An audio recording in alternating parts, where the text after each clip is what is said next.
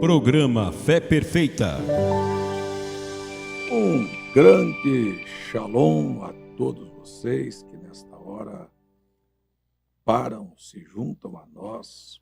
Permite que o espaço da sua casa, o seu tempo, seja dedicado para um momento de reflexão, de oração, de meditação na palavra de Deus. Para mim é um prazer muito grande poder voltar e compartilhar com você aquilo que Deus tem me propiciado. Eu sou o pastor César Augusto, apresentador do programa Fé Perfeita e nesta hora transmitindo a você a hora dos milagres, a hora da manifestação do sobrenatural, a hora de pararmos para pensarmos em coisas além das coisas naturais desta vida. Hoje, na nossa meditação, quero trazer uma pergunta feita por um moço muito rico, muito dotado de boas qualidades, temente a Deus, que faz uma pergunta para Jesus que nos faz parar e pensar que, além da religiosidade, precisamos ter algo que nos garanta a vida eterna. Vejamos só, todos já ouviram esta frase: religião não salva. Seja ela católica, espírita, evangélica, seja de qualquer segmento, religião nunca te salvará. O que nos dá e garantia da salvação é realmente a nossa rendição a Deus, reconhecimento das nossas falhas e dos nossos erros e a humildade de irmos até Cristo, que foi à cruz do Calvário, e pedirmos perdão pelas nossas falhas e, quando temos realmente um arrependimento, abandonamos aquilo que nós sabemos que foi feito errado nas nossas vidas. Caso contrário, você pode sair de uma igreja, migrar para outra, passar para outra sem mudança de vida. Isto não diz que você se arrependeu. E qualquer pessoa, seja criança ou adulto, que tenha passado pelo ato batismal de qualquer sistema religioso, seja do catolicismo ou do protestantismo, sem arrependimento, você apenas cumpriu um ritual. Você realmente não fez absolutamente nada. A grande proposta de Deus para mim e para você é arrependimento. Isto é um milagre. Arrependimento é um milagre? Sim, arrependimento é um milagre. É o fato de você mudar de mentalidade. É o fato de você reconhecer que estava caminhando numa direção e que aquilo estava errado. Então você se arrependeu, volta atrás e tem um recomeço na sua vida. E a proposta do Evangelho é arrependei-vos. E o passo seguinte não é mude de igreja, é seja batizado. Mas olha, qualquer pessoa que realmente não tenha mudado de vida, isto é o fato, prova concreta do teu arrependimento. Qualquer pessoa que tenha apenas cumprido um ritual, um apelo, quem quer aceitar Jesus, as pessoas levantam a mão e se tornam membro daquela igreja, se tornam partes e depois vão lá, entram nas águas e pensam que se batizaram. E, além do mais, sem arrependimento, aquilo por Deus não é considerado batismo. Segundo fato, se aquilo não foi feito de acordo com o parâmetro da Bíblia, com a confirmação das Escrituras, porque eu queria lembrar a você que nós não podemos isolar textos da Bíblia, que nós precisamos de um texto confirmado por outro texto para formarmos uma fé estabilizada. A palavra de Deus diz assim: pela boca de 2 ou 3 testemunhas, toda a palavra será confirmada. Se você tem uma fé em um versículo isolado da Bíblia, então lembre-se disto: todo texto fora do contexto é apenas um pretexto, isto é, apenas uma forma fantasiosa, enganosa, que o diabo usa para perverter a própria Bíblia Sagrada. Então, fundamentemos arrependimento procedido de batismo com confirmação escriturística. E aí, então, você tem uma promessa: e recebereis o dom do Espírito Santo. Outro milagre. O Espírito Santo é dado milagrosamente a quem quer lhe obedecer. O Espírito Santo não é dado a rebeldes. Você pode olhar. Qual é o exemplo? Jesus estava dentro das águas sendo batizado pelo profeta João Batista. O céu se abre e o Espírito Santo vem sobre ele. Preste atenção. Por que o Espírito Santo veio sobre Cristo? Porque Cristo era obediente. Qual era o próximo passo? Ser conduzido pelo Espírito para o deserto, para ser tentado. Então ele estava pronto para ir. Do deserto ele volta, toma o caminho rumo a Nazaré, o Espírito o dirige para ir para Cafarnaum, e daí então começa o ministério de Cristo. Então o que eu estou dizendo com isto? O Espírito Santo é dado para quem quer ser dirigido por ele, quem quer obedecer seus ensinamentos, sua direção na sua história de vida. Agora, há muitas pessoas que atestam ter o Espírito Santo porque pularam, porque gritaram, porque emocionaram, porque manifestaram um dom de línguas. Isto não se evidencia que você tem o Espírito Santo. Ponto. Veja se a sua vida é uma vida dirigida e veja se você é ou não obediente. Se isto não acontece, olha, tem alguma coisa errada. Me parece ter uma vaca em cima do galho da árvore. Você já viu vaca em cima do galho da árvore? Então, porque o Espírito Santo ele vem para isto, para nos guiar, para nos fazer lembrar de todos os ensinamentos. Então, olha o que é uma vida dirigida pelo Espírito Santo. Então, estas são as primeiras palavras que eu gostaria de colocar diante de você para que você próprio pudesse ser o espelho e olhasse para a sua própria vida e visse e julgasse e chegasse à sua própria conclusão. Será que eu tenho ou não me arrependido, sido batizado da maneira correta, recebido o Espírito Santo? Tenho eu uma vida dirigida por Deus ou vivo aleatoriamente sem direção?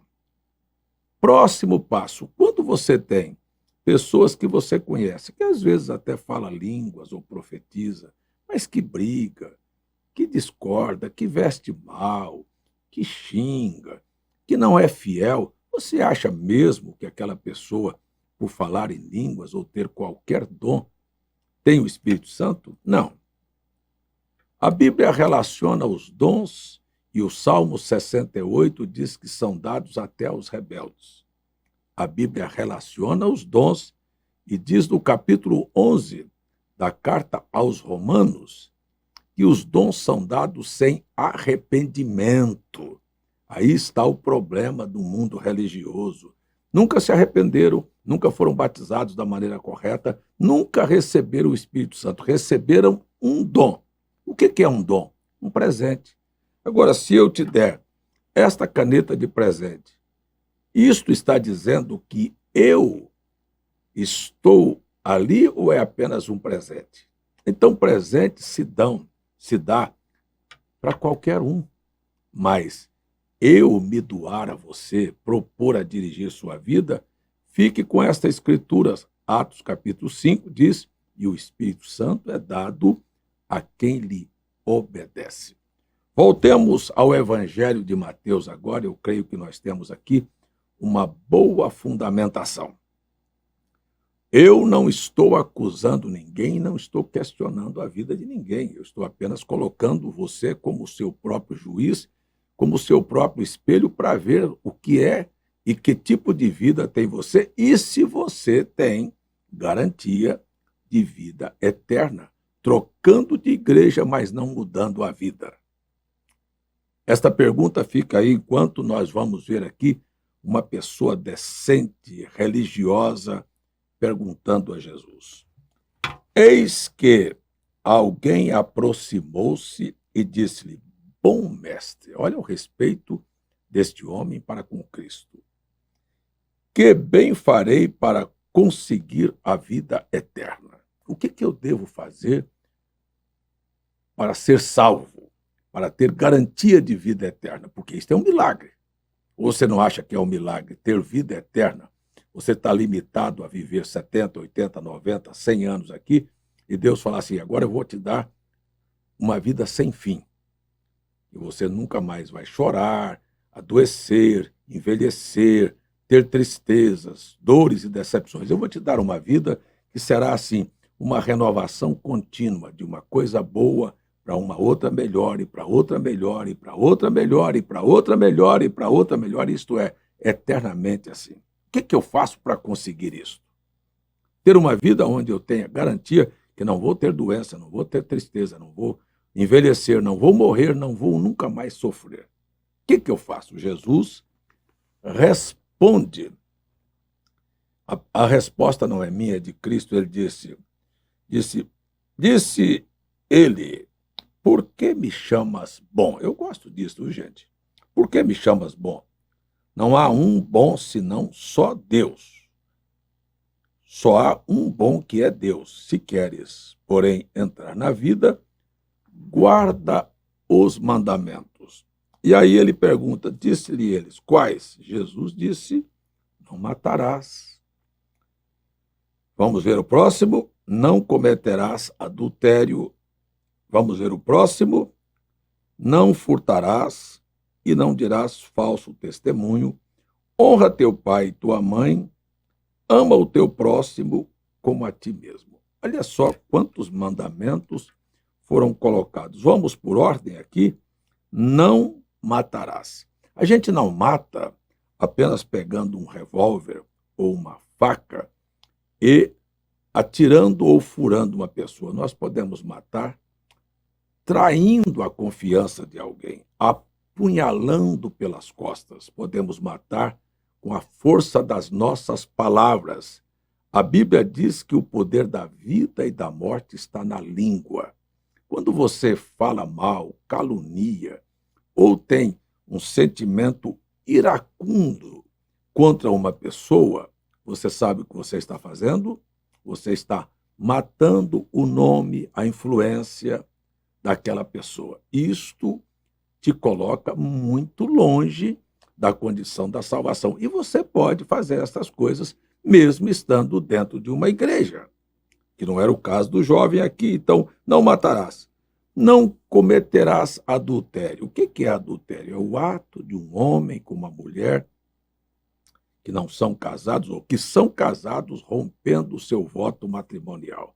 Agora, a pergunta é, Jesus, ao explicar sobre adultério, ele disse: qualquer homem que olhar para uma mulher com intenções impuras em seu coração, em verdade já cometeu adultério com ela. Agora, existe o fato de um homem olhar para uma mulher com intenções impuras, mas se aquela mulher é o objeto de provocação, está expondo seus seios, está expondo suas pernas, está vestindo assim, inadequadamente, desenhando o seu corpo, o que você acha que aquela mulher é neste ato? Ela é aquela que fomenta e ele é aquele que foi fomentado, ou seja, ela está se expondo e ele entrou nesta armadilha. E aí você vai para a vida eterna dentro deste somatório. No dia do juízo final, quando a grande tela de Deus for baixada e sua vida for mostrada, você se verá vestida assim ou você se verá olhando e cobiçando, e vocês dois serão condenados por adultério. Então não é apenas o ato de se deitar, mas é como se comportar. E a minha palavra aqui é esta: se o mundo chamado cristão tivesse se arrependido, as mulheres não se vesteriam da maneira que estão se vestindo. Deixa eu dizer assim, não estou tentando ofender ninguém. Prostitutas de anos passados se vestiam melhores do que damas, mulheres casadas e moças hoje dentro da nossa sociedade.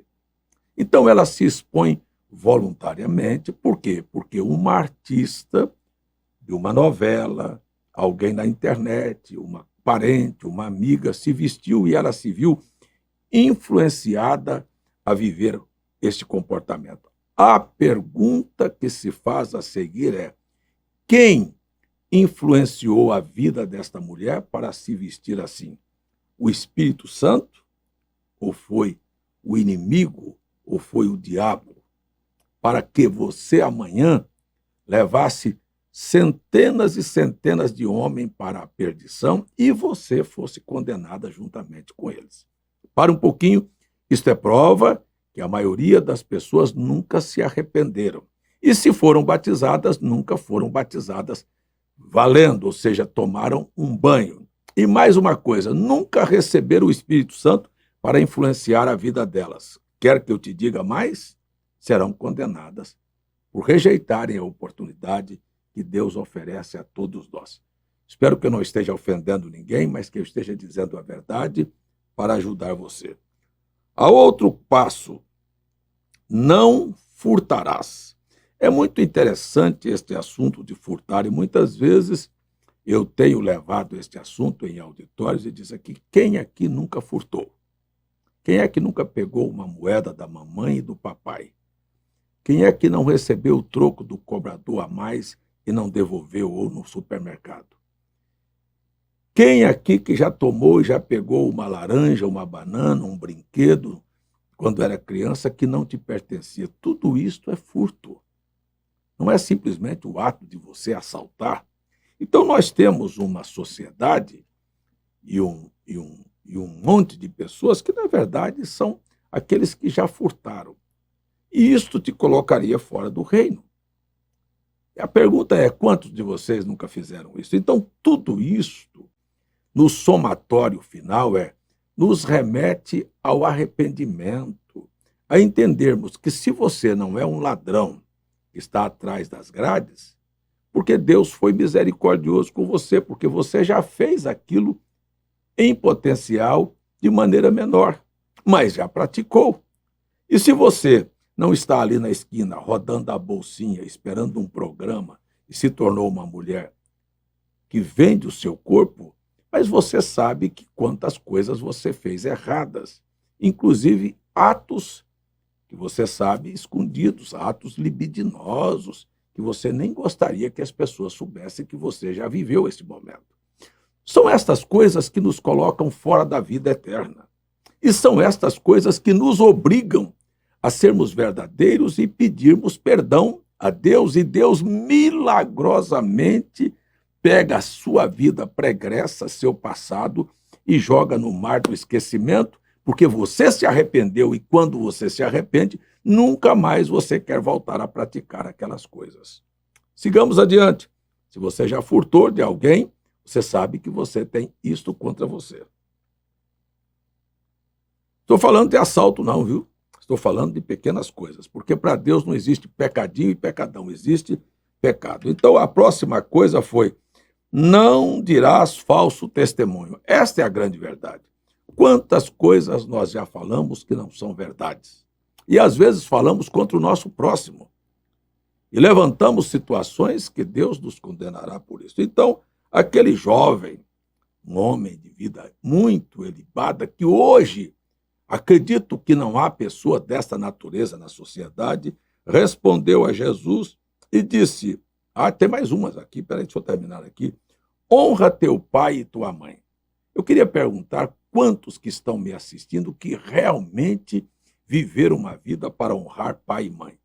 Pai fala, mãe fala, você passa por cima, você afronta, você responde, você faz o contrário, você acha que você honrou? Seu pai e sua mãe querem que você viva uma vida equilibrada, limpa, que não fume, que não beba, que não vá para as drogas, e você faz, você acha que você honrou teu pai e tua mãe? É assim. Esta é a grande realidade. Então eu estou aqui chamando você para o milagre do arrependimento. O que milagre é você mudar a mentalidade e dizer: eu sou um pecador e eu estou perdido. Enquanto isso não acontecer, siga, mude de igreja, mude de religião e você vai ver que você continua perdido. Deixa eu dar mais uma passadinha aqui. E o outro ponto é: amarás o teu próximo como a ti mesmo. Esta é uma dos grandes desafios, porque, na verdade, a maioria dos seres humanos são egocêntricos, eles pensam muito em si. Tudo o que eles pensam é em si. Se eu tiver, se eu puder, se eu fizer, então eu sou beneficiado, o resto é que se vire. Então, estas coisas não faz você pensar no próximo, não, eu vou viver assim, o meu próximo é que se arrebente. Então, estas coisas, todas elas nos colocam fora da vida eterna. E aí, quando este moço pergunta para Jesus e o chama de bom, preste bem atenção, bom mestre Jesus, Jesus replica assim: por que você está me chamando de bom? Só existe um bom que é Deus. Aí você diz: mas ele é Deus. Espera um pouquinho. Ele é Deus, mas estava aqui, em carne humana. Quer que eu diga para você? Nesta minha carne, nesta tua carne, não existe nada bom. E Jesus sabia que ele estava em carne humana e sabia que nesta carne não havia bondade alguma, e ele não quis deixar o moço religioso isento deste saber, como eu estou dizendo a você hoje, e não quero deixar você isento a este saber. E quero dizer para você que existe um milagre, que quando você deixa de obedecer sua carne para obedecer o Espírito de Deus que habita em você, um milagre aconteceu muito grande na sua história de vida. Então Jesus volta e disse: se você quer ser perfeito, olha que expressão. Se você quer ser perfeito, você que está em casa quer ser perfeito, Tiago disse: a primeira coisa que você precisa fazer para ser perfeito é refrear sua língua. Em outras palavras, nós conversamos muito, falamos pelos cotovelos, o que não deveríamos nunca falar, às vezes falamos. Então disse: quer você ser perfeito? Jesus disse para ele: vai e vende tudo o que tens e dá aos pobres, e terás um tesouro no céu. Vem e segue-me. Ouvindo, pois, o mancebo aquelas palavras, entristeceu-se muito. Por quê? Porque ele era egoísta. Ele pensava em si. Ele tinha muito dinheiro. Ele não queria compartilhar nada com ninguém. Você sabe a razão de Deus colocar dinheiro na nossa mão? É para partilharmos com alguém. Você trabalha e ganha para a sua família. Você tem uma oportunidade melhor de ter algum dinheiro, você precisa pensar que aquilo não é de você, que Deus não deu aquilo apenas para que você pensasse em você, mas que você pudesse fazer daquele dinheiro também uma ajuda para o seu semelhante. É necessário pensar assim, que tudo que nós temos é para ser compartilhado, porque você veio sem nada e vai voltar sem nada. E você veja que até os homens mais conscientes da vida, quando eles chegam a ter grandes fortunas, eles começam a criar associações, ONGs, alguma coisa que possa pegar o dinheiro para compartilhar com alguém. Eles não querem aquilo só para si. Mas eu vou deixar para a família, vou deixar só para os meus filhos? Não, eu preciso ajudar mais alguém. São as grandes fundações que estão procurando fazer, porque isto é um homem tentando encontrar um caminho para que amanhã possa encontrar diante de Deus e dizer: eu gastei com isso. Agora, então, Jesus disse: olha, é muito difícil um rico entrar no reino dos céus porque ele se apega ao dinheiro. É ele, por ele, para ele. Então, a religião que faz isso também leva as pessoas a essa situação. Por que as pessoas estão comercializando a fé? Pelo dinheiro para si, não é para compartilhar com outros. Aí Jesus disse que os discípulos, olhando esta resposta, que era muito difícil um rico entrar nos céus, Jesus disse: mas existem milagres. Olha, disse Jesus, estou terminando, o meu tempo acabou. Olhando Jesus para eles, disse-lhes: aos homens isto é impossível, um rico se salvar, mas para Deus tudo é possível. Milagres acontecem e eu conheço muitos. E Deus deu dinheiro, riqueza para eles e eles sabem como administrar aquilo para si, sua família e para todos aqueles que convivem com ele ao seu redor. Não estou aqui pedindo dinheiro, estou pedindo que você se arrependa, seja batizado, viva uma vida transformada e deixa Deus dirigir tua vida. E o milagre acontecerá. Cada dia Deus cuidará de fazer o melhor para você. Vamos orar? Pai, eu encerro as minhas palavras e deixo agora com o Senhor a oportunidade do teu Espírito trabalhar na alma de cada pessoa e levá-las ao arrependimento, a uma análise de consciência e a uma transformação de vida. Faça este milagre, curando, libertando, salvando, trazendo recursos, mudando casamentos, mudando a vida das pessoas em todos os aspectos. É em nome de Jesus Cristo que eu oro e peço esta bênção. Amém. Deus te abençoe.